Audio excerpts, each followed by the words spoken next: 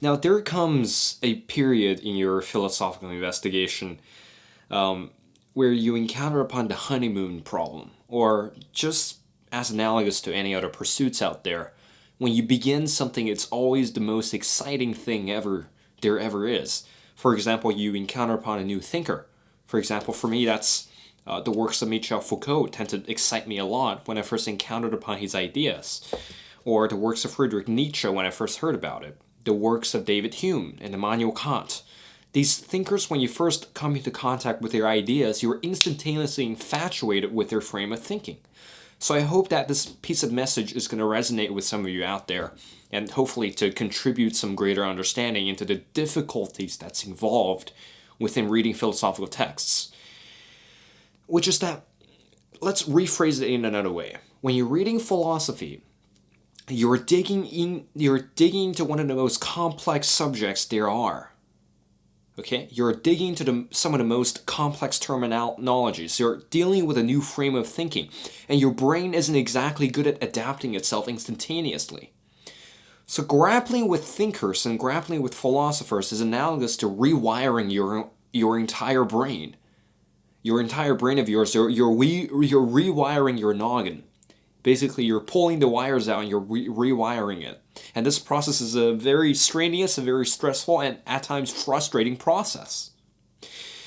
Now, hear me out. Whenever you come in contact with a new thinker, or a new philosopher, or a new type of genre that you want to read in philosophy, for example, you being very interested in epistemology, but then again, right now you want to read about, for example, metaphysics, the metaphysics of Kant, or now you want to read about literary philosophy, some of the works of Friedrich Nietzsche, or you want to read about empiricism. What's the empiricist's way of viewing philosophy? Whenever you come in contact with a new thinker, there's going to be a rush of energy, of excitement, of the moment when you feel like this is it, I'm going to invest a lot of effort into digging through this thinker. But then again, that honeymoon period usually passes. The honeymoon period usually don't exactly stick around for that long. And that honeymoon period is where your initial interest sort of start to bud. And then after a while, once the interest wears off, you're left with the real task of reading philosophy. Okay, so reading philosophy isn't exactly like reading a novel where you're seeking the sensation out of the novel. But reading philosophy, it really should be treated as a strenuous and sort of this rewiring process of your brain. And you have to really have a taste for it. You have to really have a taste for stressing out your brain and rewiring stuff in your brain, and really have a taste for twisting your thinking. That's where a great philosophical reading occurs, right? So it is throughout, or it is rather after the honeymoon period, where it comes the defining moment of whether you can actually start to understand this true philosopher. Rather, you can truly understand what the philosopher, or where the philosopher is getting at. So it's not really enough for you to just gleam over 10 philosophy books, read them like a novel, and one after the other, because if you just take this broad perspective of everything without really going deep after the honeymoon period, if you seek novelty within philosophical reading, what's going to happen is that you're going to understand everything half-assedly.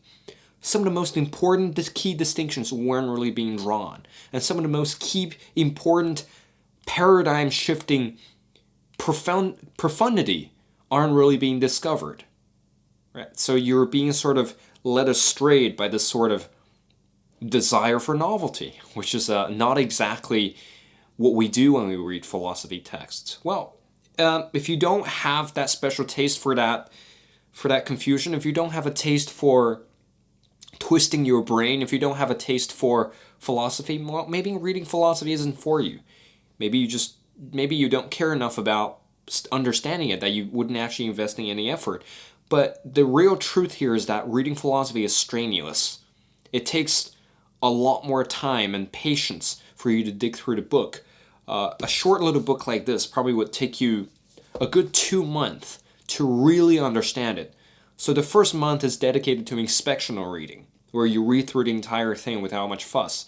Well, even for me, inspectional reading takes about a week, so I can effectively read through a thing front to end to get a general gleam of the entire picture. That's where the honeymoon period usually resides, where you get really excited about the author.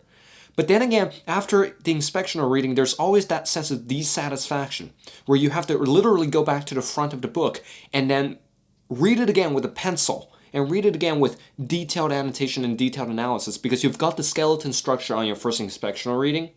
And then after this inspection or reading, then you go back again, you know exactly what to look for, where to look for what, and how exactly do you piece the structure of the book together, right? So philosophical reading here's where the most of the philosophical work happens. It doesn't happen when you're reading a summary of a specific text. It doesn't happen when you're just casually browsing through certain books. You can do that with novels. I mean, I've been reading this for a little amusement purposes recently. The Sorrows of Young Goethe. This sort of books are designed for you to seek the sensation out of it. They're not exactly designed to alter your thinking about reality, but certainly they do actually. Some aspects of it explores romanticism, but that's another topic. But the purpose of these books are for you to glean the sort of sensation out of it, for you to get lost in a good story. And then that in turn transforms you in a different way. But the purpose of philosophy, for example, the works of Michel Foucault, they're actually attacking the very basis of a certain way of viewing things. So this must by necessity be more complicated than this. And the amount of commitment that you have to demonstrate to this is much higher or much tougher. You need to be a much tougher guy to dig through one of these. So I'm reminding myself at the same time, give up the silly notion of reading a lot of philosophy books. It's not how this stuff works. You have to read it again and again and again, taste it in your mouth again and again, seek out what the author's talking about. All right. Enjoy your honeymoon period where you get very infatuated with an author, but after it passes, know where the real shit happens. Know where the real bulk of the work occurs, and know where to cut your losses, and then to sort of tighten the rein and say to yourself, okay, now I'm going to sit my ass down and actually understand what the guy's talking about. And that's how you truly understand a piece of philosophy, the true profundity of it, and the deepest insights that these seemingly short books that could offer you.